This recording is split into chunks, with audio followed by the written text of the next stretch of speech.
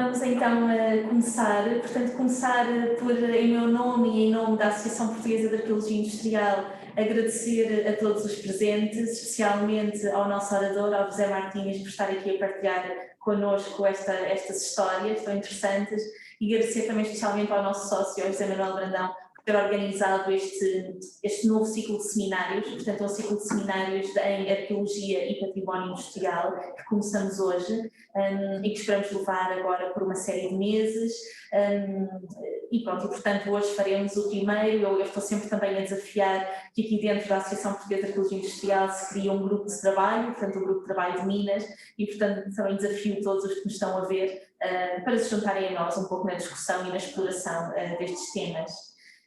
Portanto, dizer também algumas dimensões técnicas apenas. Portanto, nós estamos a gravar a sessão de hoje, porque de facto estes tempos de pandemia mostraram que temos que nos unir no online e que, enfim, toda esta informação, toda esta sabedoria que aqui está a ser passada merece ficar acessível por muito mais tempo. Eu vou pôr aqui no nosso chat, na caixa de diálogo da nossa sessão, o link do YouTube para onde depois podem consultar e visitar este vídeo, tal como outras conferências que temos vindo a fazer.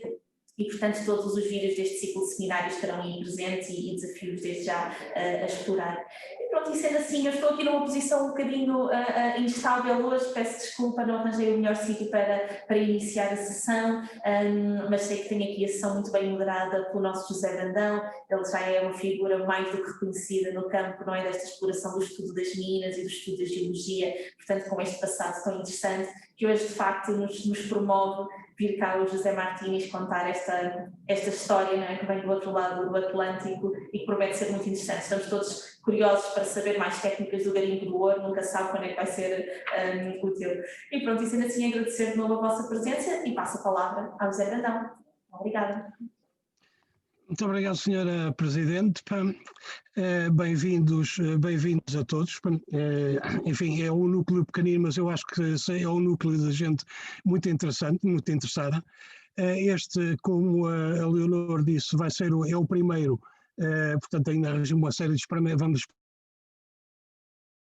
experimentar, não é? Ver o que é que acontece. É o primeiro de uma série de ciclo, um ciclo de seminários sobre o património mineiro industrial que vai durar até junho próximo, 2021.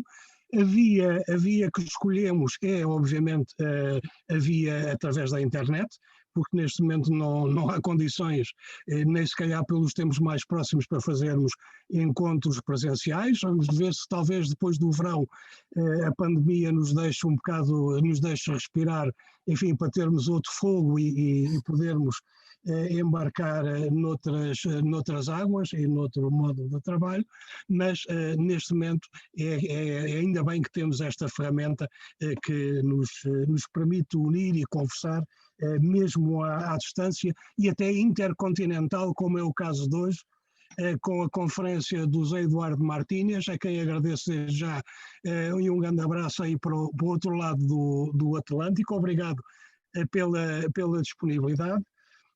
E fazia aqui uma apresentação muito rápida do nosso conferencista. O Zé Eduardo é geólogo,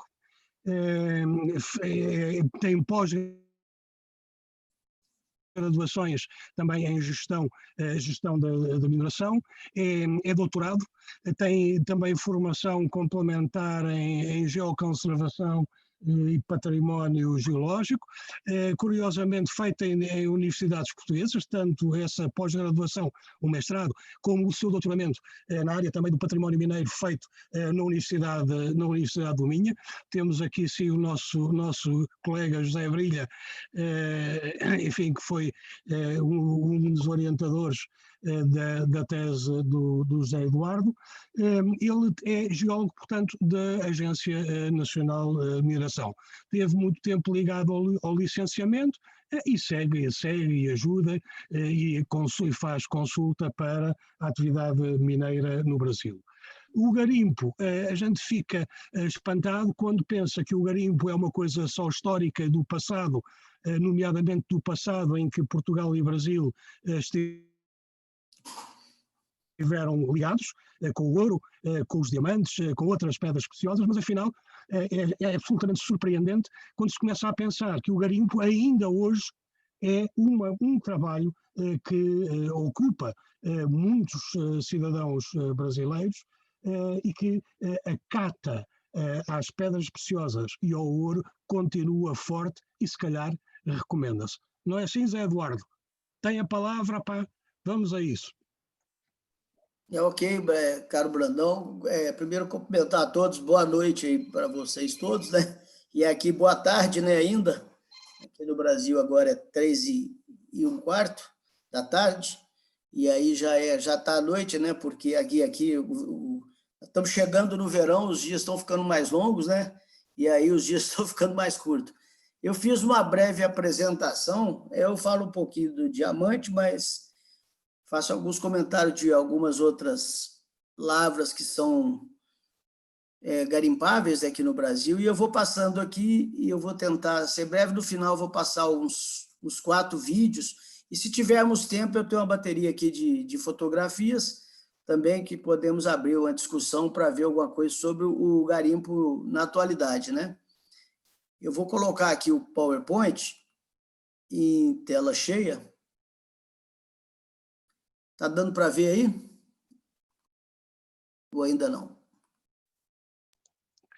Primeiro, carregar no o share, Share screen, exato. Está aqui, é o último aqui. Aí, aqui, acho que foi agora, não? Tá, sim, senhora. Agora, tela cheia. Pois é, a tela cheia, deixa eu fazer só a tela cheia, eu praticamente ocupa tudo. Sim. Não. Tá ok? Sim. Tá. Estamos a ver. Sim, só um bocadinho.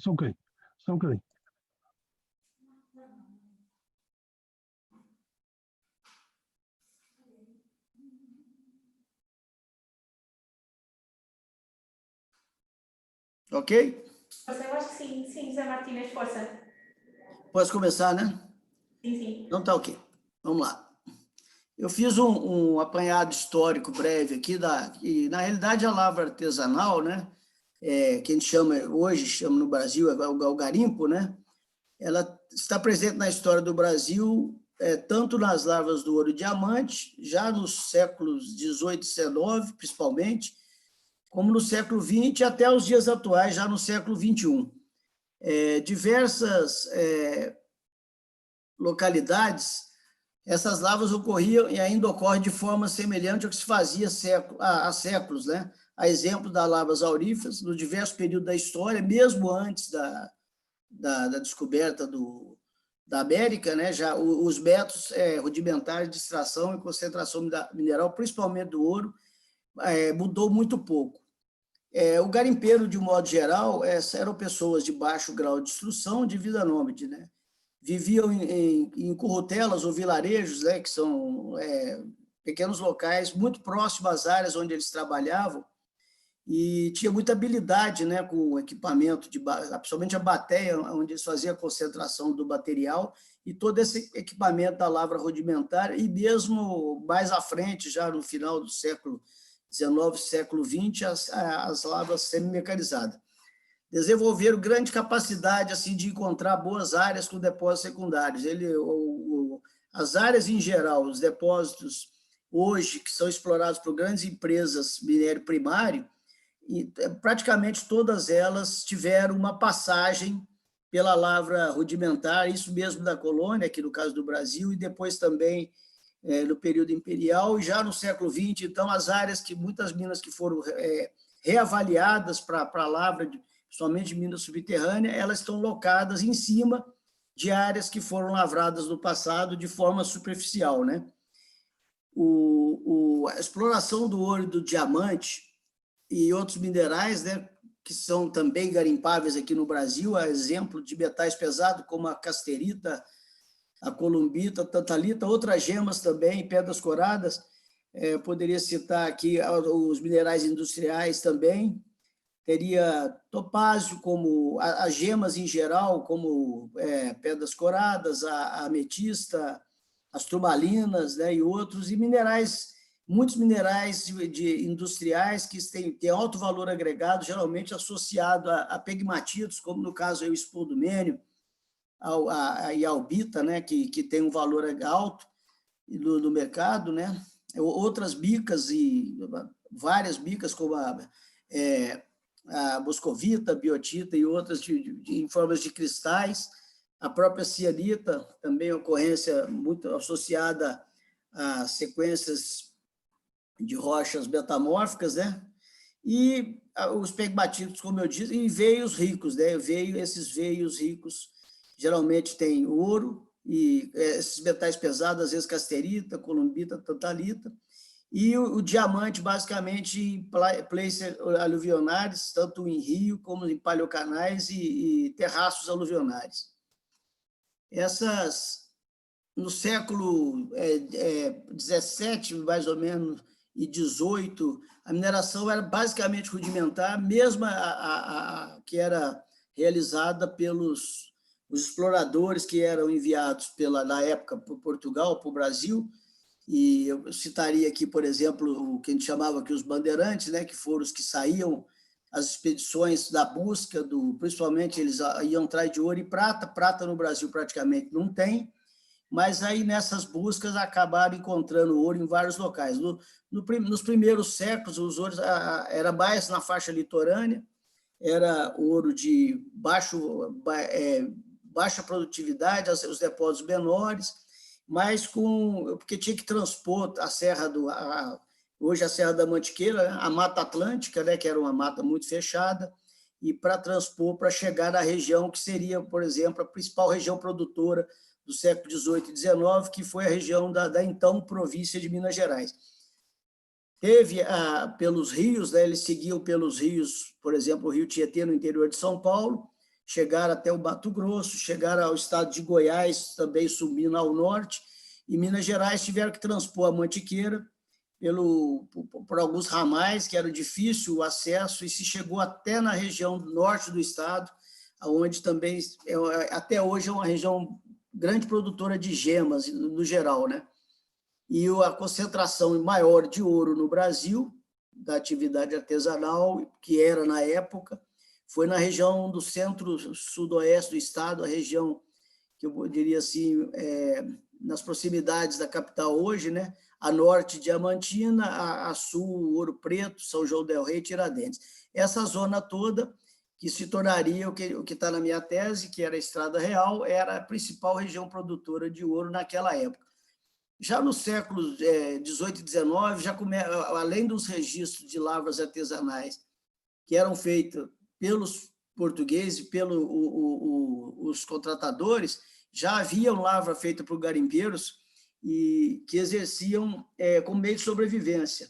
Sempre eles não tinham nenhum direito legal sobre onde eles trabalhavam. Então, isso era uma atividade de forma clandestina, irregular, e às vezes tinha apreensão, e várias vezes tinha o que a gente chama no Brasil, fazia-se vista grossa, né, em áreas que eram repassadas, que já tinham sido lavradas, e eram repassadas, tem um termo que eu vou usar aqui mais à frente, e, de modo geral, eles atuavam em áreas que não tinham impedimento, ou áreas que já tinham sido lavradas e foram abandonadas, ou em áreas que eles fugiam e aí descobriam, né, que eles tinham facilidade de encontrar, e aí eles iam tirando até que no caso, aí a coroa descobria que estava tendo uma produção clandestina fora, ia lá e aí fazia a apreensão daquele material e passava a ter o controle da área.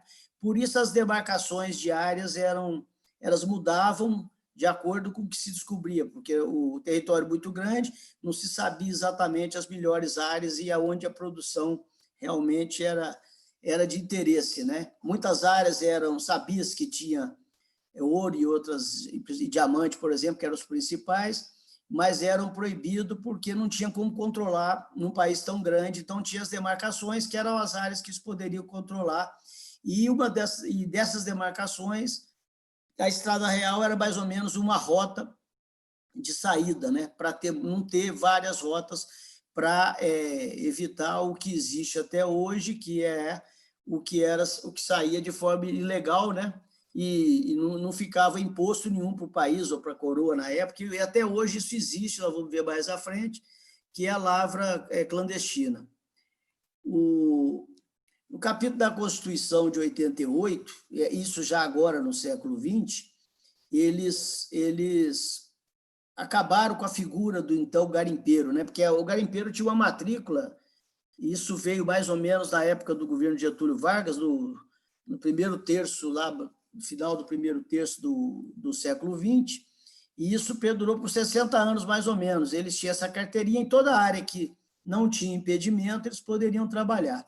A partir da Constituição, como os minerais eram bem da União, e tanto do solo como do subsolo, incluindo as cavidades e os sítios arqueológicos pré-históricos, isso compete privativamente à União legislar sobre jazidas, minas e outros recursos minerais e metalúrgicos. Dentro disso aí, para enquadrar, tentar trazer para a legalidade a questão do garimpo, e na gestão, bom, voltando aqui para mim não pular, né, que a gestão compete à Agência Nacional de Mineração, que é onde eu estou, que veio do antigo Departamento Nacional de Produção Mineral, que eu já trabalho há muitos anos. Os últimos anos eu fiquei um pouco afastado por conta do doutorado.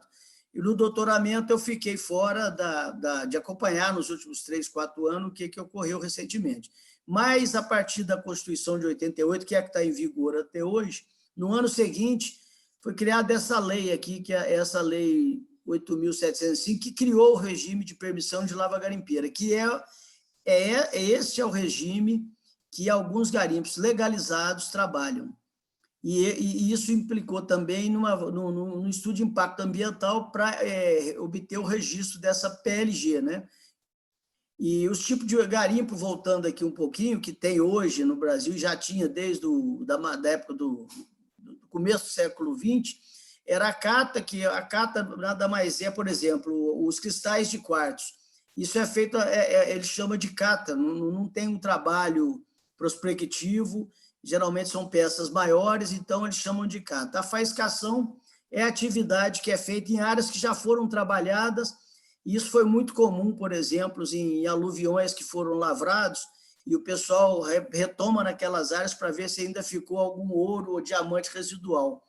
Foi também comum, né, no caso da esmeralda, né, que é a faiscação, porque pegava-se as pedras boas e no rejeito ficava algumas pedras com algumas inclusões de coloração um pouco mais fraca e fratura e tamanhos menores, e essa faiscação tentava colher nesses rejeitos algumas pedras que poderiam ser aproveitadas e vendidas. E a garimpagem, do modo geral, é em cima de áreas que os garimpeiros vão descobrindo onde tem potencial, e isso é crescente por vários aspectos. Um deles é a questão da sobrevivência, do desemprego, e um ponto importante também é o preço das commodities, por exemplo, no caso do ouro. Recentemente, agora, o ouro chegou a passar de $2.000 a onça, né, que é 33 gramas e um quebrado aí. O ouro a esse preço estimulou muito alguns garimpos lá na Amazônia, né, que eles foram atrás justamente somente o ouro, pelo valor agregado muito alto, e os rios da Amazônia, que foram muito pouco, quase nada explorados, eles apresentam um potencial muito grande, porque as áreas fontes estão próximas ali da onde o rio passa, e os aluviões, as aluviões, como fala em Portugal, é feminino, as aluviões, elas têm uma quantidade muito grande de cascalhos, e esses cascalhos, em geral, têm uma quantidade de ouro muito grande. Então, mesmo com a regulamentação da permissão de lava garimpeira, há ainda muita gente que trabalha com esse ouro de forma irregular. Também em encostas, nós vamos ver depois no vídeo, encostas e barrancos, todos sabem que o clima tropical, nós temos uma camada de latossolo muito espessa, né? E o latossolo ele tem uma cor avermelhada intensa, e é um material inconsolidado, e está logo acima que a gente chama do material alterado da rocha, né? Então, tem a rocha alterada, logo depois vem essa parte da argila, e na base costuma-se ter cascalho mineralizado, que é onde eles fazem o desmonte para chegar nessas áreas. E a parte de veios também, que aí, através de galerias e poços não muito profundos, né, eles conseguiam chegar em materiais primários. A gente tem até comum aqui em pegmatito e rocha xistosa, várias e de vários graus aí metamórficos, né, para gemas e outros minerais além do ouro. Os minerais garimpáveis do Brasil, além do ouro, que é o principal, eu destacaria, como eu coloquei aqui, o diamante, a casterita, a columbita, a tantalita, a wolframita, nas formas aluvionar e coluvial. Tem também a xelita e gemas como o rutilo, o quartzo, o berilo, e depois vem as bicas, né, com a moscovita. O espodumênio tem um valor relativamente alto, isso em pegmatito, a lepidolita também, que é uma outra bica. O feldspato, principalmente do tipo da albita, ela é bem mais cara do que o feldspato potássico, outras bicas e algumas outras ocorrências que são indicadas a critério da Agência Nacional de Mineração hoje, que era antigamente o DNPM, né? Aí eu começo aqui a mostrar, assim, no contexto histórico, essa primeira foto aqui, isso é o conglomerado lá de Las Bédulas, aurífero, né? Essa área que foi lavrada pelos romanos de uma forma muito semelhante ao que se viu nas lavras do século XVIII e depois XIX e em outras localidades no mundo afora, que é o quê? O desmonte hidráulico e depois o concentrado. Isso aí era concentrado em uma espécie de calha riflada, né? Eles faziam com o material, passava o grosseiro, era retirado esse material mais grosso, que são os seixos maiores, e a lama ela ia junto com o cascalho, e o material mais fino, onde estava o ouro, era concentrado era uma espécie de umas folhas ásperas, né, que retiam os minerais pesados ali.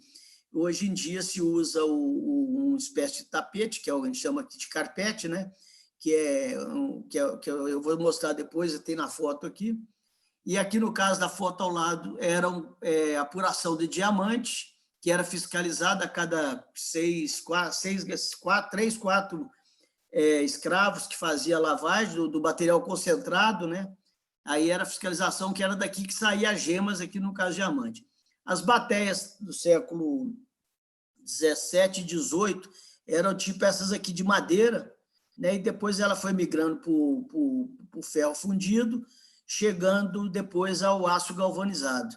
Aqui eu só pegando como exemplo essas galerias, essas lavras são do século meados mais ou menos do século XVIII, que já com a escassez da região de Ouro Preto, do ouro aluvionar, eles começaram a cavar para pegar os veios, né, onde tinha mineralização, e hoje, se chegar na cidade de Ouro Preto, embaixo da cidade tem uma malha muito intensa, como se fosse de vários caminhos, um formigueiro de galerias, e algumas muito estreitas, e que foram lavradas, e recentemente está sendo aproveitada até como turismo, né, para visitação, ainda de forma rudimentar, não tem uma profissionalização dos guias, tal, um trabalho feito com relação à questão de segurança e de melhor qualidade da informação, mas o pessoal que são os guias, eles conhecem e contam as histórias, né? Tem muita coisa interessante sobre essas antigas lavras dessas galerias subterrâneas. Aqui são 2 exemplos também, aqui na região de Ouro Preto. Essa é a mina do Chico Rei, que era um escravo, na realidade, ele era um príncipe na tribo dele lá na África, né? Então, ele era diferenciado. Na realidade, esses escravos mais nobres, eles tinham, além do conhecimento da mineração, eles tinham conhecimento também na área de fundição. Então, eram pessoas, geralmente, de trato mais fino, e eles acabavam se destacavam, e ele acabou ficando com essa mina. E essa outra aqui também é no mesmo tipo, é uma mina, você vê a galeria como é que é estreita, o colega meu estava lá passando agachado, porque é muito estreita, deu muito ouro nesse tipo de lavra. Aqui é um outro tipo de lavra que eles faziam o desvio de rios, né, em canais, aqui, que a gente chama lá no Brasil de bicame, e aqui embaixo também o outro, do começo do século XX, para observar aqui que eles canalizavam o rio na época da seca, o período de estiagem no Brasil aqui, a região central do país, chove muito pouco. a partir de abril, mais ou menos, até o final de setembro, outubro, a chuva é muito pouca. Então, tinha-se muita lavra, e eles desviavam o rio nesses canais para lavrar o leito, o cascalho do leite secava e tirava todo o cascalho que era concentrado para depois fazer a apuração. Aqui é uma espécie de uma habitação de garimpeiros, né, feita em pedra, e aqui a gente chama de lapa, né, que é natural. Essa aqui são quartzitos, então eles montavam uma espécie de um acampamento por conta de chuva, essas coisas, debaixo dessas pedras aqui, que geralmente é muito próxima das áreas que eles trabalhavam. Aqui é um exemplo lá em Ouro Preto, essa aqui que é a região onde é que está a mina conhecida lá, que é a mina da Passagem. Eu tentei fazer um mosaico aqui para mostrar a topografia original aqui do terreno, fazendo esse acompanhamento aqui. Aqui é uma espécie de testemunho. Se observar aqui, todas essas ravinas aqui, essa parte que está com a vegetação fechada, tudo isso aqui foi lavrado no século XVIII, toda essa parte baixa. E quando esgotou esse ouro todo, foi que o Stiveg falou que precisava de técnicas para fazer a avaliação, e aí que vai começar, no século XIX, as primeiras minas subterrâneas no Brasil, logo após, quando a coroa veio para o Brasil em 1808, que é a abertura dos poços, e logo com a vinda do Stiveg, depois foi criada, essa foi a primeira companhia que teve a participação dos ingleses também, de lavra subterrânea, já com uma certa tecnologia naquela época. Se lavrou muito, tanto no daquele século XVIII, depois no XIX e no XX, os aluviões dessa região aqui do Jequitinhonha, observar o nível de assoreamento aqui dos bancos de areia, que era um rio que tinha muito cascalho, com presença de ouro e diamante. Os trechos a cada lado, eles lavravam mais em marmita, ou fazia o tal do desvio, a canalização do rio para poder ir lá no leito e buscar o cascalho. Aqui uma apuração de alguns diamantes pequenininhos, que foi mais, eu estava com o Brandão, e o garimpeiro apurou na hora lá essas pedrinhas aqui, para verificar que mesmo hoje ainda se encontra diamantes. Aqui são diamantes pequenos, acho que coisa de 4, 5 pontos no máximo, não passa disso. Lembrando que cada quilate de diamante, 1 quilate tem 100 pontos. Esse diamante aqui deve ter de 2 a 4 pontos no máximo. Aqui as lavras em marmitas, né, que é aqui um caso aqui do Garimpo Real, que é uma área que é fácil visitar, e eu estou deixando o link no final da apresentação, que tem lá uns vídeos, umas fotos muito bonitas. Essa área que está na minha tese, são marmitas do Rio Pinheiro. Essa área produziu muito diamante, ouro, menos um pouco, na época dos contratadores, e depois já no período do Império também, e voltou a uma produção muito forte aqui nessa zona, já no século XX, já com uma lavra mais mecanizada. Aqui um exemplo, outro de bicame, mas não de madeira, né? Aqui já feito com canalização de concreto. Eles canalizavam o rio nesse pequeno trecho para lavrar o leito.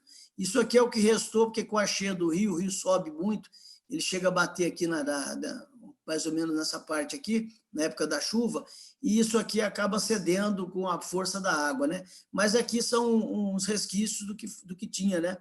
Lá na época é interessante. Aqui abaixo, umas lavras de diamante em conglomerados, e aqui se dá para observar que tudo foi lavrado, e esses pedaços que resistiram aí, é que tem uma crosta laterítica, né? E o material é duro, e aí a tecnologia para tirar aí o diamante no conglomerado, tanto no município de Diamantina como em Datas, ela é mais complicada. Então, ficou aí esse resquício que deve ter diamante associado a uma espécie de um conglomerado recristalizado com muito ferro e alumina, e isso aí é tipo que chama em Portugal chapéu de ferro, cria uma crosta, e isso é um material muito duro e difícil de trabalhar. E mesmo com explosivo é difícil para recuperar o diamante, porque tem que ter a tecnologia mais complexa, porque vai quebrar a rocha e o diamante vai acabar quebrando também.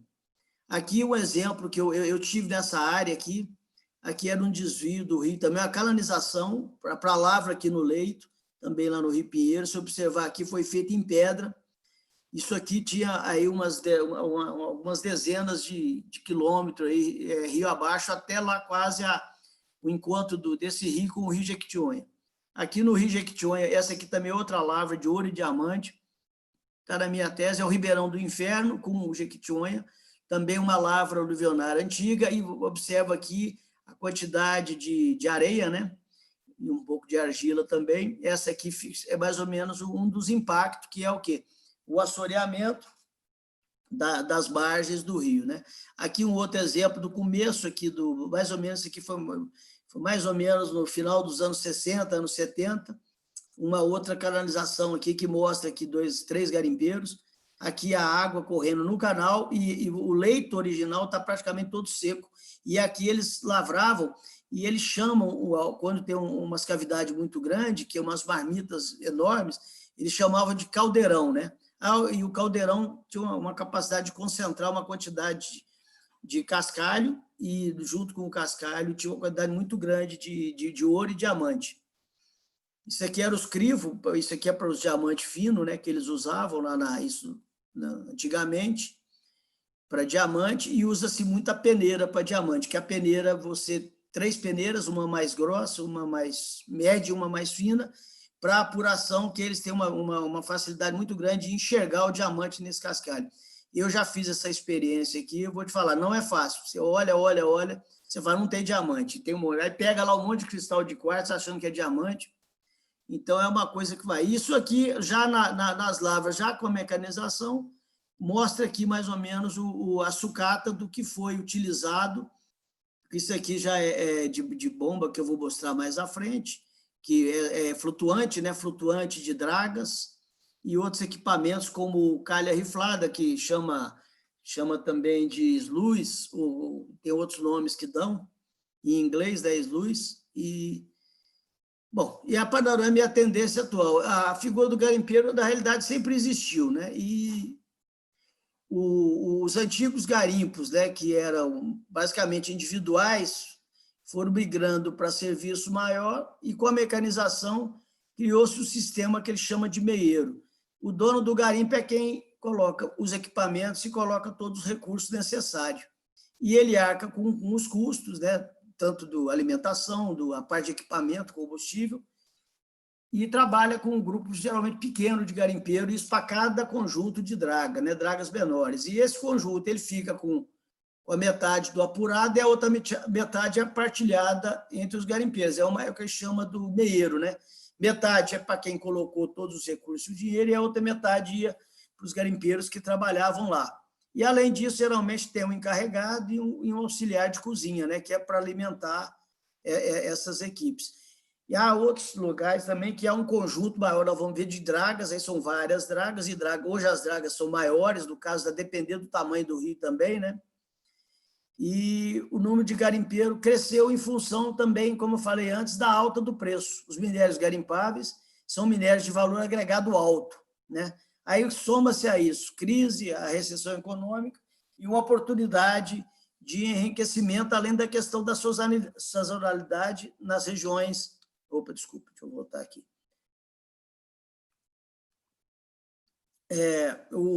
As lavras, muitas se mantiveram da forma tradicional, né? Como o caso do ouro, que é o desmonte, a desagregação e a concentração. Essa desagregação e o desmonte é feito geralmente com bombas hidráulicas, com água, e a concentração é feita com as calhas, né, a bateia, e depois tem a questão do mercúrio, que eu vou falar mais à frente, que é um problema que até hoje existe, embora alguns conseguem fazer a recuperação, né? Mas essas bombas são 90% são movidas a diesel, até porque não tem energia elétrica nessas áreas, e a eficácia do motor a diesel é muito maior do que o motor elétrico, no caso de baixa amperagem, né? Precisaria de uma rede de geradores de alta potência. E já usa hoje, esse aqui você tem em inglês, né, que é Trommel e Gig, né, que são concentradores mais modernos, é utilizado isso em empresas, mas em garimpos já se utiliza isso. E aí o que acontece? Com um preço e as novas áreas descobertas, cresceu de forma exponencial. E hoje a região do norte e o centro-oeste tem muitas áreas virgens e é o local que hoje concentra a maior quantidade dessas lavras, principalmente as lavras aluvionais, em leitos de rios e antigos canais ou afluentes. Aqui no mapa, aqui, dá para ver bem o que está em amarelo, são pedidos de lavra, né? Tudo que está em amarelo. E o que está em azul que são lavras garimpeiras que foram concedidas, que essas pessoas conseguiram, além da área, ela conseguiu o licenciamento ambiental para essas atividades. Se observar muitas aqui, que estão em amarelo, isso aqui é outro, não vou tratar aqui, tem uma quantidade muito grande de áreas indígenas e unidade de conservação, principalmente na região norte aqui, nessa região aqui toda aqui, que é aqui, essa parte, considerando que a Amazônia é legal, ela pega o estado do Acre, do Amazonas, Roraima, Amapá, Rondônia, Pará, metade do Mato Grosso, Tocantins e uma parte aqui do Maranhão. Isso aqui é considerado no Brasil de Amazônia legal, embora aqui na região norte do Mato Grosso, sul de Rondônia e aqui parte do Tocantins e sul do Pará, tem um que a gente chama de faixa de transição, que é a faixa que vai do Cerrado, que é uma savana brasileira, tipo uma savana brasileira, para facilitar e identificar, que é um outro tipo de bioma, e essa transição para a floresta. Essa zona é a zona mais procurada pelos garimpeiros. Se observar que o sul do Pará, aqui é o Rio Madeira, no Amazonas, e aqui o Rondônia, aqui é casterita, né, predomina aqui a casterita, aqui ouro aqui, essa parte toda aqui é ouro, aqui algum diamante aqui no sul de Rondônia, e aqui no norte do Mato Grosso, quase tudo ouro. O que está em amarelo, ou está aguardando o título, ou, em alguns casos, pode ter lavras clandestinas. Se descermos aqui para Minas Gerais, que foi a principal província na época da colônia, essa talvez seja a maior produção de gemas do mundo, essa região aqui do Nordeste de Minas. E aqui a região do diamante, que se produziu muito, hoje ainda tem algumas minas, aqui essa parte aqui ainda tem diamantes de muitos quilates, são diamantes grandes, mas de forma errática. Alguma coisa aqui também no Paraná, também. Aqui no sul são as famosas ametistas, né? No Piauí, aqui tem, aqui na região do Piauí, os opalas, a turmalina azul, que eu vou falar mais à frente, aqui na região da Paraíba, e outra gema, Bahia e Minas Gerais, diamante, ouro predominário e as esmeraldas, Minas, Bahia e Goiás, né? No caso da esmeralda. Aqui, para mostrar essa turmalina lá da Paraíba, se observar, eles têm as galerias que foi usada até no século XIX lá no Brasil, que era a sustentação das galerias com madeira. Isso já teve acidente, e eles descem em elevadores tipo gaiola, isso aqui é para descer, são postos ou shafts, né, estreitos, aqui o controlador, para descer, para pegar essas turmalinas. Qual é a diferencial? Essa turmalina são turmalinas azuis, então ela tem um valor muito alto no mercado. E aqui tem algumas empresas e também alguns garimpos aqui nessa região aí da Paraíba. Aqui eu já vou mostrar as lavras mais recentes agora, essas aqui, que eu consegui com o pessoal da fiscalização, que são no Rio Tapajós e alguns igarapés. Aqui, se observar, aqui são igarapés, são afluentes do grande Rio Tapajós. Esses afluentes são ricos, isso aqui tudo que está em branco é áreas que garimpeiro andou atuando. Você vê que a mata está preservada, mas onde eles trabalharam aqui, você vê que no assoreamento a quantidade de sedimento é muito alta. Aqui uma draga de grande dimensão, já no leito do rio. Isso aqui a gente chama de voadeiras, são umas canoas de suporte, né, que faz a ligação de uma balsa com a outra, ou com o pessoal que fica em terra. E aqui é o sistema de dragagem que é feito no fundo do rio. Tem uma lança aqui, não sei se dá para ver aqui a lança, e aqui dentro da estrutura, isso aqui, onde ficam os carpetes, essa água desce e depois eles tiram os carpetes aqui, e os carpetes é onde fica a concentração do ouro. Aqui, dentro da draga, tem a cozinha, tem toda a estrutura, né? E são garimpos de ouro. Aqui um exemplo de uma lança mecânica, né? que isso aqui vai lá no cascalho, lá no fundo do rio, e faz a sucção do cascalho, que vem para dentro da draga. Aqui dá para ver, aqui está vendo uma outra draga, um pouco menor, e aqui esse material que vem é passado aqui nessas calhas rifladas aqui, e vai concentrando nos carpetes. Aqui os carpetes, aqui, se olhar aqui do lado direito aqui da foto, isso aqui são carpetes que são, depois de lavados, eles são reutilizados, né? Aqui todo o sistema de maquinário dentro da draga, e isso aqui é onde, quando lava o carpete, o ouro vem para aqui e desce para o concentrador aqui, desce aqui, né, aliás, e aí lá, aí depois é feita a apuração. Se tira uma quantidade de ouro muito grande, é impressionante. Eu cheguei a passar para o Brandão alguns vídeos mostrando a quantidade de ouro que eles tiram assim, em questão de minutos, né? Eles vão passando assim, e junto com o ouro, aqueles minerais mais pesados, né? Escuros, então contrasta bem, né, os minerais escuros com o ouro que é bem dourado. Aqui já uma lavra que eu falei lá da questão dos latossolos, né, que a Amazônia, o clima tropical em geral, tem uma camada de solo muito espessa, e esse tipo de solo aqui, vermelho, latossolo, e eles fazem um desmonte hidráulico na base para pegar o cascalho. Você olha, observar, tem um impacto ambiental grande, né? Então, isso aqui, a parte de recuperação disso aqui é complexa, de recuperação ambiental. Então, mas são regiões que produzem muito ouro ainda. Isso aqui, essa região aqui, fica ali no norte do Amapá, perto ali da Guiana Francesa. Tanto na Guiana como nessa região, se produziu muito ouro, desde o final do século XIX. Acho que há registro aqui nessa região de garimpo desde 1884. Isso está em livros que relatam esses garimpos aqui. Aí eu coloquei no final aqui o que eu considero os principais impactos, né? Que é a questão do assoreamento, né? As áreas assoreadas realmente são grandes, o sólido de suspensão, que influencia também na turbidez das águas, as águas ficam escuras, o desmatamento e a intensificação dos processos erosivos com esse desmatamento. Então, esses são problemas que tem. Outro problema, no caso do ouro, é quando faz a recuperação com o uso do mercúrio, a recuperação ainda é baixa, é um sistema de retorta que o amálgama, né, o ouro, ele adere com o mercúrio, e depois da queima fica só o ouro, e o mercúrio, em forma de gás, ele se perde. O pessoal que consegue, que chama da retorta, nesse trabalho eles têm um ambiente, um sistema fechado, que o mercúrio é reaproveitado para reutilizar. A recuperação chega até a mais de 95%. Mas é uma realidade ainda que existe com esse problema do garimpo.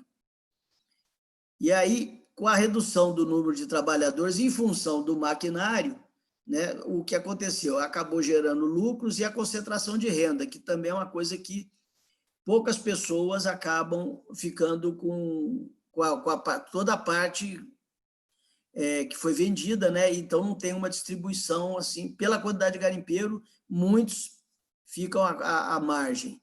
Há ainda também muita lavra ilegal e que fica só o passivo ambiental, que essas é difícil, o controle também, as áreas são muito intensas. E aí, na questão que está na legislação, que é a usurpação do bem público, porque a partir do momento que o subsolo pertence à União, qualquer lavra irregular sem o título é usurpação de bem. O que é que acontece? Essa produção é sem controle, não gera imposto nem benefício à comunidade. E isso aqui, quando é apreendido, isso vai para a asta pública, isso vai para leilão, e aí esses leilões é sempre com a presença dos agentes e os técnicos da Agência Nacional de Mineração também, e o pessoal da Caixa Econômica Federal e avaliadores, e aí uma empresa especializada em fazer esse tipo de leilão. E aí tem apreensão de tudo, aí, de ouro, de esmeralda. Então, com essa pandemia, tem um monte de área no Brasil lá que estão com material apreendido, aguardando passar isso aí para fazer o leilão desse material. Essa prática de lava predatória e ambiciosa, que são duas coisas parecidas, mas não é a mesma, é condenada no Código de Mineração, embora exista. A predatória é isso, que fica o passivo e tem um impacto muito grande. A ambiciosa é que eles vão, geralmente, nas áreas mais ricas, né? Então, você dentro de um depósito muito grande, você vai nas áreas mais ricas, as outras áreas praticamente se perdem, porque você acaba inviabilizando um aproveitamento do depósito como um todo. Isso é o outro problema. Os baixos estudos de avaliação dos depósitos, né, que aí se perde muito com a descaracterização da área, e essas áreas, por exemplo, que tem minério, mas está com problema muito assoreada, ou porque foi lavrada a parte mais rica, acaba ela ficando inviável de aproveitamento. Aí, uma das consequências direta com essa lava intensa mecanizada é a redução da vida útil do depósito e com a intensificação dessas lavras. Há também a questão do contrabando, né, das rotas e rotas de pedras de ouro para outros países pelos mercados paralelos. Isso existe, há relatos desde dos anos, final do século XVII, 1690, mais ou menos, para frente.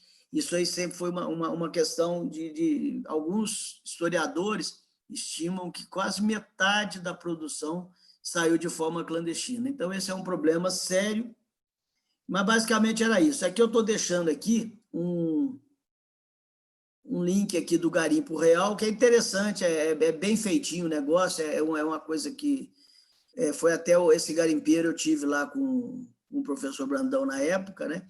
E esse gemólogo do Instituto Gemológico aí, o Luiz Barbosa, ele tem uns links no YouTube, são vários links que ele tem, que ele faz um apanhado de vários garimpos do Brasil.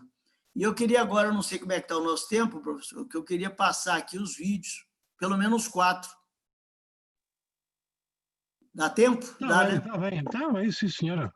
Quem está a assistir está interessado, pá. Deixa eu ver aqui. Espera aí. Aqui, eu vou colocar esse aqui, ó, vou ver se dá aí para ver aí. Aqui é um sobrevoo naquelas áreas lá, não sei ver se dá para passar aqui, tá vendo? Ó? Esse aqui é o sobrevoo da equipe de fiscalização da agência, isso aqui é a floresta amazônica, lá na região do Pará, no Rio Tapajós. Dá para observar aqui, tá vendo? O rio está aqui, e aqui são o que a gente chama de garapés. Isso tudo que está mais claro aqui é em área lavrada. Vou voltar aqui.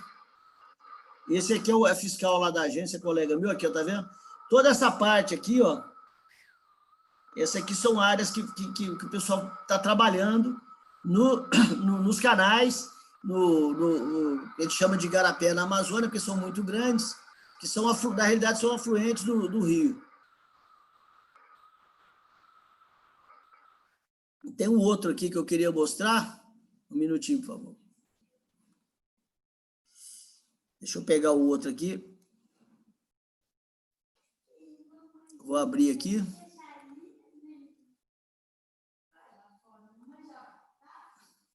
Só um minuto.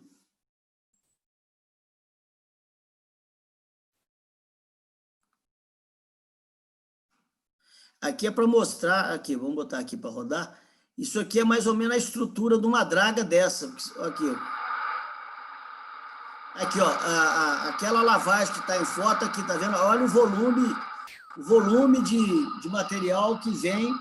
Aqui são onde estão os carpetes, né? E aqui os bancos de areia que tem no rio, alguns naturais e outros que são causados pela draga. A outra draga lá, essas dragas geralmente ela trabalha isso, mesmo as empresas que trabalharam com aluvião, trabalhavam assim. Ela trabalha subindo o rio e vai deixando o material que vai sendo passado, vai devolvendo para o rio esse material com essa turbidez alta, né? E essa quantidade de solo. E isso vai o quê? Vai precipitar no rio a jusante, no sentido que a draga tá seguindo.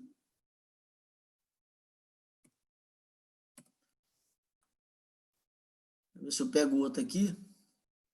Tem um outro aqui que eu queria mostrar aqui. Eu selecionei 4. Essa aqui é uma das maiores dragas que eu tenho informação lá. Só um minutinho.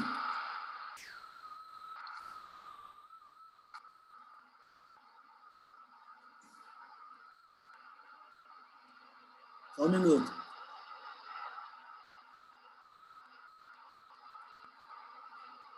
Vou voltar aqui. Tá dando para ver aí, Brandão?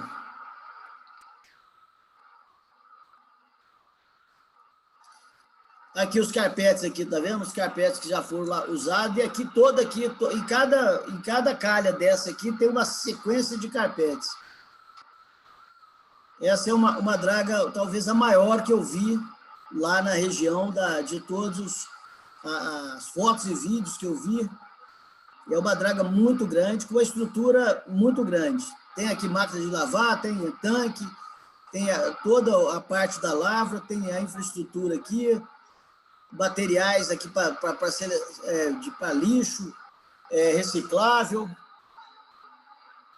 bateria. Eles separam tudo, a questão até do óleo.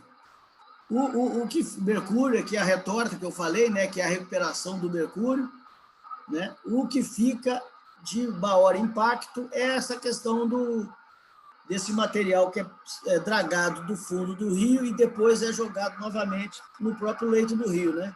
Então, esse é o impacto. Hoje, com a tecnologia, acompanha até novela aí, se quiser, né? Então, tem toda essa infraestrutura. Para observar que a draga ela tem uma casa flutuante e, ao mesmo tempo, lavrando ouro.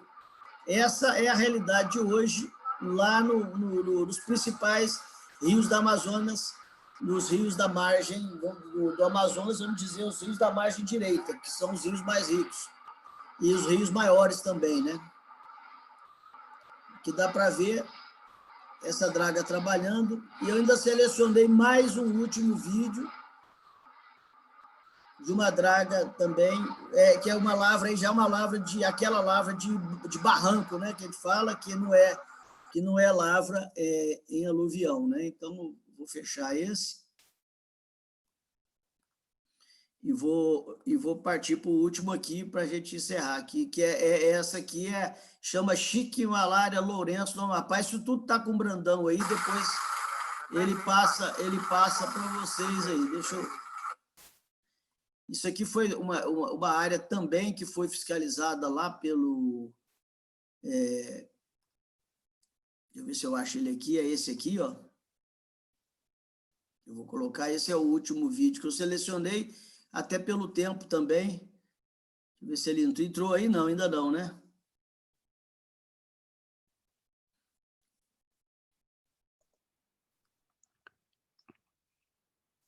Share. Não, o vídeo está editado, é só clicar para ele andar Mas em é baixo. que eu não estou com a tela cheia aqui, só um minutinho, deixa eu ampliar aqui. É só rodar, né? Aí esse aqui é o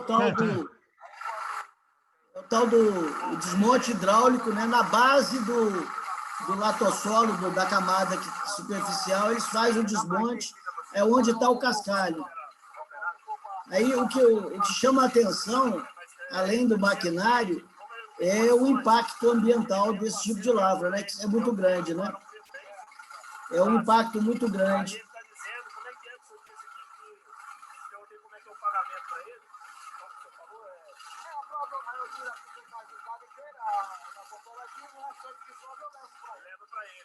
Pois é, e que eles tiram... Aí... vai negociando, o cara vai fornecendo mais dinheiro para ele trabalhar. Aí ele não consegue tirar, mesmo assim, o cara da crédito, ele vai... ele vai me dando crédito, eu vou cumprindo o que dá, né, o que eu posso. Porque o objetivo da gente é pegar aqui embaixo, aqui embaixo tem o ouro, mas não deu ainda da gente tirar, porque é muito fundo, e tem que abrir bem, porque... Então, ele é o dono da frente, o Chiquinho Malária. Ok, obrigado.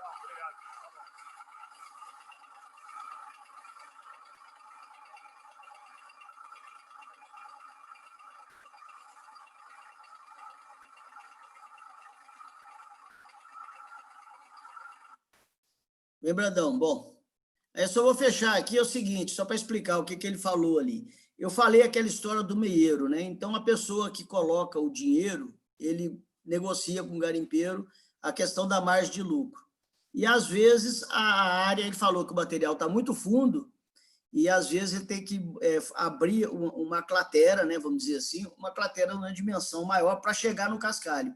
E isso implica em custo. E isso é negociado com quem coloca um investimento. Então, eles negociam, vamos tentar, vamos mais fundo, e aí é a questão do risco. Às vezes dá lucro, às vezes não dá. De minha parte era isso, porque já deu tempo. O que eu teria aqui agora seriam fotos que eu poderia ir mostrando se achar que é interessante. Mas aí, para passar uma por uma aqui na tela, eu acho que dá um pouco de trabalho, né? Que são... Tem uma quantidade de foto grande aqui, que eu não sei se vale a pena colocar, ou vamos simplesmente um debate, se tiver alguma coisa, eu volto com alguma foto, alguma questão. Mas era isso que eu queria apresentar, eu não sei se deu para entender. E o material está aí consigo, né? Se precisar mais alguma coisa, eu fico à vontade para fornecer. Muito obrigado, agradecer a todos aí. Eduardo, muito obrigado, Zé Eduardo. Quer dizer, eu sou um fã e fiquei vidrado nas questões do garimpo quando lá andei consigo também a ver estas coisas. E, digamos, uma das ideias que eu tive, e isto agora aqui vai para a senhora Presidente também, é lançar um desafio, e, aliás, ela já acusou, quando lançou aqui a primeira pergunta, que eu acho que deve fazer diretamente ao Zé Eduardo, porque, e aliás, este foi um problema que eu também tive, porque nós aqui na Europa, quando falamos em coisas industriais, estamos muito virados para determinado tipo de paisagens. No entanto, estes processos do garimpo, que são processos atuais, continuam a ser uma forma de utilização industrial e de busca industrial dos recursos naturais.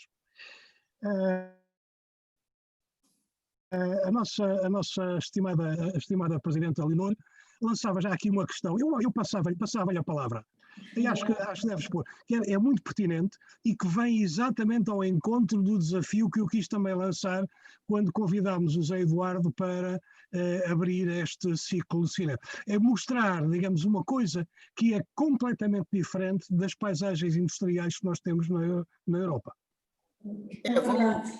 Vamos voltar na história um pouco, e vamos considerar que Las Médulas foi uma atividade parecida com isso aí, hoje é patrimônio da humanidade. Três Minas também não foi muito diferente, hoje é patrimônio da humanidade. Eu vou mais recente do Brasil, só para a gente esclarecer um pouquinho. Serra Pelada hoje, o que sobrou de Serra Pelada, se pegar, vou colocar aí no Google e colocar Serra Pelada, você vai ver que hoje aquilo lá virou uma área inclusive o Salgado fez um documentário de fotografias daquilo lá, impressionante. Aquilo ali hoje é parte do patrimônio da história da mineração no Brasil. E é uma área impactada grande, mas que, você vê, de 1900, da década de 80 para cá, nós temos 90, 2000, 2010, nós temos aí cerca de 30 anos que parou lá o garimpo, né? Se observar, o impacto de Serra Pelada foi muito grande. E se observar hoje, aquilo ali o impacto praticamente não aparece. E está lá, é aquela foto que eu mostrei, por exemplo, lá de Ouro Preto, né, da lavra antiga, onde é a mina da Passagem, não chega a ser um patrimônio industrial, mas é uma área considerada uma área de patrimônio geomineiro, vamos dizer assim. Como a mina da Passagem, né? É óbvio que a indústria mais antiga, como ela usou um material que não é de robusto, né? A gente chegou a conversar isso, então você não tinha, antigamente, o material não era robusto, então ferro fundido e a madeira, isso tudo se perde, muito fácil, né? E no caso aqui o garimpo atual, você tem, além de você ter a sucata, poderia ser musealizada alguma parte desses materiais, mas você tem a possibilidade de transpor esses equipamentos para outras áreas. Essas dragas que eu mostrei aí, eles trabalham em algum local, mas a draga não se perde. A draga, depois, ela sobe o rio, desce o rio, vai para outras localidades e, às vezes, ela passa por um estaleiro para fazer uma adaptação para outro tipo de larva. Então, quer dizer, realmente tem a questão do passivo, porque o conceito mudou muito, né? A questão ambiental hoje ela é muito pesada, é muito importante, e a gente tem a informação quase full time, né? Então, você tem a informação quase online. Se entrar, por exemplo, nesses sites aí, mesmo no YouTube, você consegue visualizar várias atividades de garimpo que estão ocorrendo hoje, quase simultaneamente com a atividade lá no campo. Isso não existia antigamente. Só que quando você dá um espaço de tempo de 30, 40, 50 ou 100 anos ou mais, aquilo ali já não é percepção. A maioria das pessoas não tem a percepção. Quem trabalha com mineração, com geologia, consegue chegar no terreno e entender essa área que é antropizada, já foi mexida, foi trabalhada assim, assado, e aí é o que ele está tentando trabalhar em cima dessa questão do patrimônio geomineiro das rotas. Agora, se considerar se a atividade artesanal, mesmo aí na Europa, do passado, entra dentro do patrimônio industrial, ou é só a indústria a partir da mecanização, né? É uma questão que ainda se discute muito, né? E eu acho que trabalhar dentro da questão do patrimônio, pelo menos a área mineira, do geomineiro, envolve tudo. Envolve a lavra artesanal e a lavra industrial, ela semi-mecanizada ou não. Inclusive, eu acho que parte desse equipamento que eu mostrei aí, alguma coisa a gente chegou a conversar também, poderia ser musealizado, poderia fazer uma restauração e colocar no Museu do Diamante ou no Museu do Ouro e colocar qual era o equipamento que usou no século XVIII, no século XIX, no século XX, o que é utilizado até hoje. Daí poderia fazer uma coisa e áreas que foram lavradas para se fazer um levantamento da geologia, do que se buscava, né? A parte geológica, a parte mineira e os passivos também, como parte da história, né?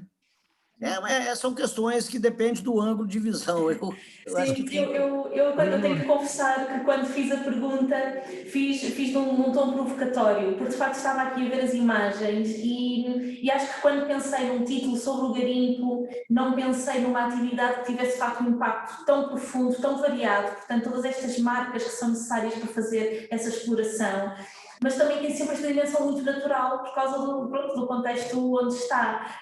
Eu acho que é de facto uma paisagem industrial e fiquei espantada por ser tão diferente de coisas que temos na Europa, não é? Estamos a pensar numa paisagem no Ruhr, na Alemanha, mas vemos aqui uma paisagem que se caracteriza pelo facto de uma exploração a uma grande escala a produzir uma grande alteração na paisagem, não é? Portanto, o que vemos nos rios, nas montanhas é de facto impactante e, portanto, lancei assim aqui a discussão mais à provocação, porque vejo de facto que é uma paisagem industrial inesperada para mim, para outro mundo, de facto. Gostei muito. Eu acho que é isso, né? Completamente diferente, não é? E nós aqui estamos a pensar muitas vezes em máquinas e restos e ruínas que ficam no sítio, e ali não, ali ficou aquilo que sobrou em termos ambientais, porque as máquinas e estruturas e tal desaparecem, não é? Desaparecem, vão para o outro lado, e aquilo que fica, no entanto, continua a ser uma atividade industrial e de facto relevante, não é? Até porque movimenta com substâncias e com recursos minerais que envolvem rios de dinheiro para diamante, o ouro, as outras pedras preciosas, as esmeraldas, e que continuam a ser exploradas quase ao mesmo ritmo. Eu tinha aqui a dragagem, só para fechar, a dragagem, sim, por exemplo, da Tejucana, lá no Rio Jequitinhonha, aquela empresa, né, a Tejucana, que usou a draga de Alcatruzes, que é aquela draga que o impacto daquela draga é muito maior do que uma draga dessa aí. Ela é muito maior, eu tenho lá uma foto, eu fiz um esquema lá da draga, aquele tipo de dragagem, é uma pena que não ficou uma lá para o pessoal da região lá de Diamantino pedir, podia ter deixado uma draga aqui para marcar o registro da história, né, que foi quase mais de 50 anos de lavra ali naquela região, e aquelas dragas foram vendidas praticamente tudo como sucata. E vendeu-se, porque aproveita-se muita peça, né? E a sucata de aço, de ferro, tem um preço alto pelo peso, e o que não é sucata é aproveitado em outros equipamentos.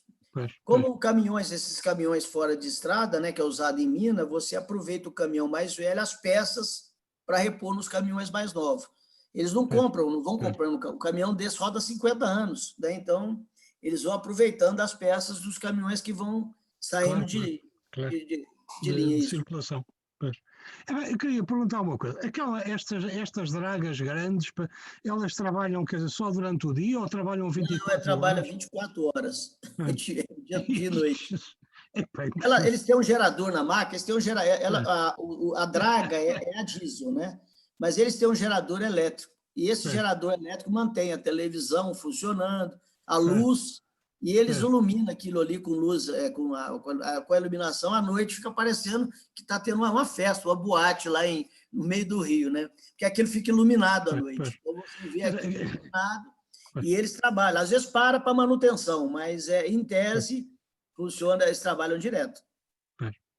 A questão mais pertinente é de facto a questão ambiental também, não é? Sim, com certeza. Porque em termos de remediação, quer dizer, só esperando que a natureza consiga repor novamente os níveis, não é? E que se consiga regenerar a si própria. Caso contrário, não há remediação possível à escala... A questão é que o tempo da natureza fazer essa reposição, ele é um pouco estendido para a nossa capacidade de percepção, né? A gente começa a trabalhar com isso aí com 20 para 30 anos, quando chega 60, 70, a gente já está parando, 80 no máximo, e esse período é relativamente curto para a recuperação de uma área com a degradação nesse nível. Tanto lá na Amazônia como em outras regiões. Você viu lá Ouro Preto, por exemplo, aquela área que é a mina da Passagem, que foi lavrada no século XVIII. No século XVIII? Tá lá as ravinas, o mato está tomando conta, mas você ainda percebe que a topografia foi alterada, né? Para quem é leigo, ele olha e não vê passivo, ele vê a mata e vê mas não percebe que aquilo ali foi tudo, veio morro abaixo.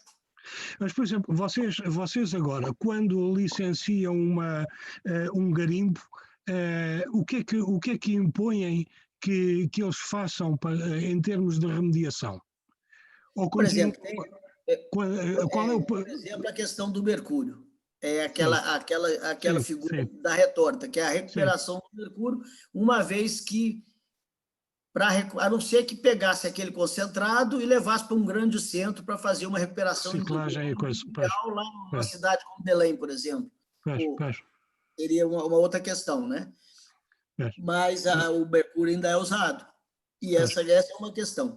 A outra questão é a questão de segurança, né? Que é importante, que é a questão de segurança tem muito pouco acidente hoje nessas lavras, né?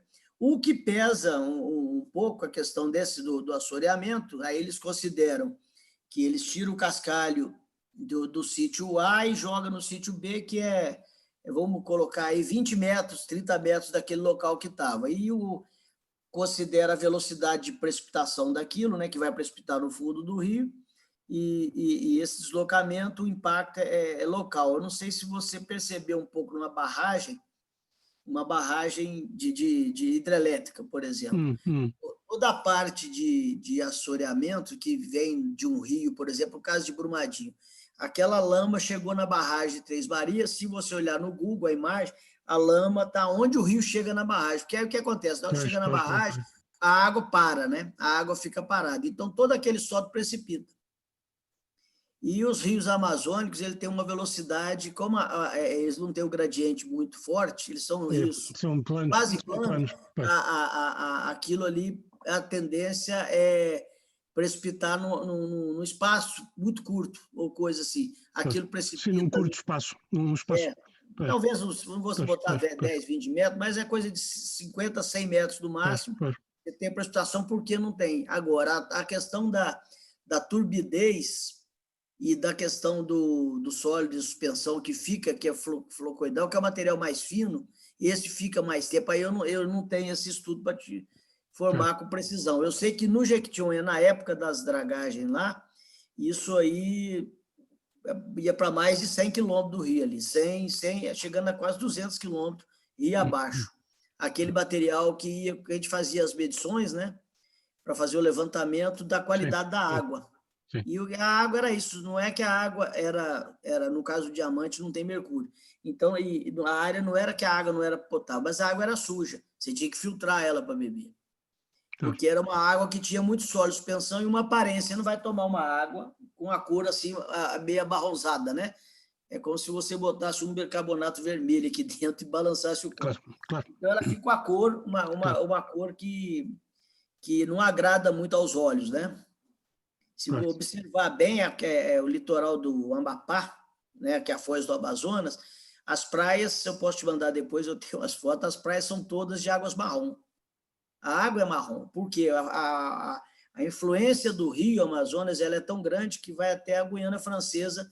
Toda aquela parte ali, as praias são de águas escuras, mas é uma água muito rica em nutrientes. Então, é um lugar excelente para pesca, né? Porque essa região do encontro do rio com o mar, a vida é muito intensa. Só tem muita pesca nessas regiões, porque tem muito peixe e muito crustáceos, né? E essas coisas todas, né? Então, são regiões muito ricas em termos de biodiversidade marinha e fluvial, né?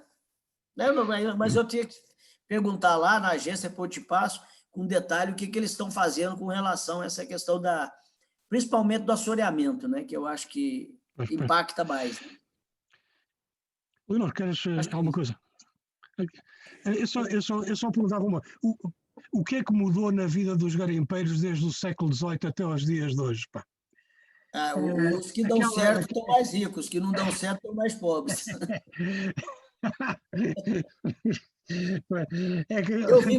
Eu vi muito garimpeiro lá, que hoje, eu vi lá, que não, eles gostam do que fazem, né?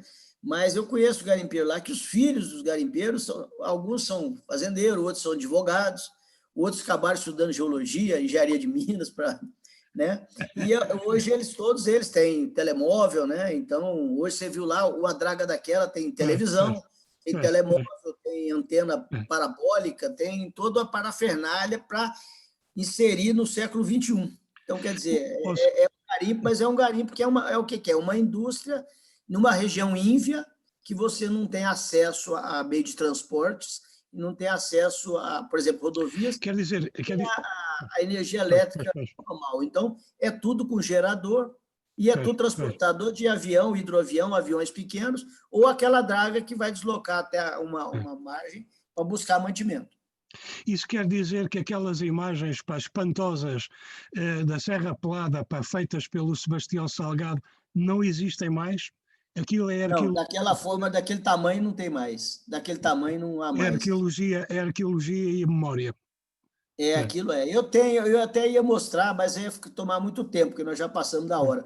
Eu tenho algumas fotos, eu posso até tentar localizar e te passo depois e fica aí para vocês. Eu fiz uma apresentação específica sobre Serra Pelada, uma época atrás, e eu consegui no arquivo nosso do Ministério um conjunto de fotos coloridas de boa qualidade. Eu consegui fazer a reprodução dessas fotos com uma qualidade muito boa. E aí eu fiz uma apresentação em PowerPoint. Eu vou ver se eu localizo, eu vou te mandar. É específico de Serra Pelada.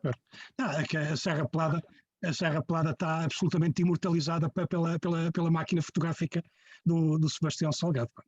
Bom, você sabe que tem uma pepita de lá de 65 quilos que está no museu do Banco Central aqui em Brasília.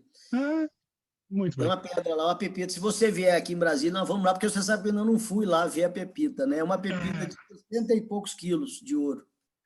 Muito bem. Está lá no museu. Leonor, tens alguma questão? Acho que fazes tu o encerramento formal, a senhora Presidente tem que presidenciar nestas coisas. Brilha. É o meu trabalho, mas estou aqui acima de tudo muito impressionada, porque acho que foi uma realidade que de facto nós não conhecemos bem, e então foi uma bela surpresa. Agradecer imenso ao José Martínez por nos ter trazido este tema e esta conversa tão fluida, tão interessante. Gosto também sempre muito desta escala das paisagens, portanto acho que começamos este ciclo de seminários muito bem. Eu que agradeço o convite, a oportunidade de participar, né? Porque é um prazer para mim estar trocando ideias aí com vocês, principalmente com meus amigos aí, Brandão e o Brilha, que foram meus orientadores, que são por as pessoas que me apoiaram aí o tempo todo, né? E eu acho que essa questão do garimpo eu conheço. Eu estou há uns anos sem estar tão próximo disso aí, mas eu conheço a estrutura, né? Como é que funciona. Mas é uma dificuldade muito grande, tanto para nós e até para fiscalizar não é fácil, porque as áreas são difíceis, o acesso, e esses aviões pequenos na Amazônia não é para qualquer um, não. Verdade, muito bem, então Muito bem. espero agradecer também ao José Brandão, agradecer aos nossos participantes, muito ao José Villa, que aqui ficou até ao fim, mas pronto, isto ficará então no YouTube, que é sempre bom para podermos rever, e vamos continuar esta investigação e vamos continuar esta conversa, portanto obrigadíssima a todos e até à próxima. Ok. Zé Eduardo, pá, um abraço, pá, obrigado. Obrigado, Zé Eduardo. Valeu, Brilha.